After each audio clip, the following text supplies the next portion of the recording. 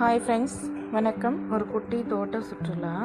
இது வந்து ஒரு ஆரஞ்சு ரோஸு நிறைய பூக்கும். அந்த பூ வந்துட்டு அப்புறம் வந்துட்டு ஒரு சாதா ரோஸ் வச்சுருக்கோம்.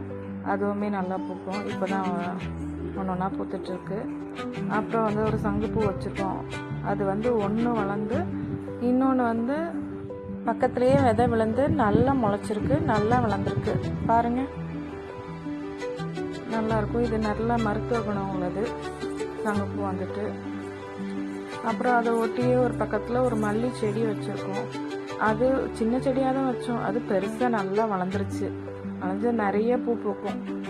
வீட்டுக்கே அதுலேருந்து எடுத்துக்குவோம் நாங்கள். மருத்துவ குணம் மிகுந்த நல்ல ஒரு வெத்தலை செடி வச்சுருக்கோம். அது நல்லா வளர்ந்து வருது. அப்புறம் நாங்கள் வீட்டுக்கு தேவையான காய்கறிகள் வச்சுருக்கோம். பச்சை மிளகாய், தக்காளி, கத்தரிக்காய், அந்த மாதிரி செடியெல்லாம் வந்துட்டு நேச்சுரலாக வந்துட்டு இயற்கை உரம் போட்டு வீட்டு பக்கத்துலேயே வச்சுருக்கோம். தென்னங்கன்று வச்சுருக்கோம். இது வந்து தோப்புக்கு வச்சுருக்கோம். எல்லா சீசன்லேயும் காய்க்கக்கூடிய முருங்கை மரம் வச்சுருக்கோம் friends. Thank you. Like and subscribe பண்ணுங்கள்.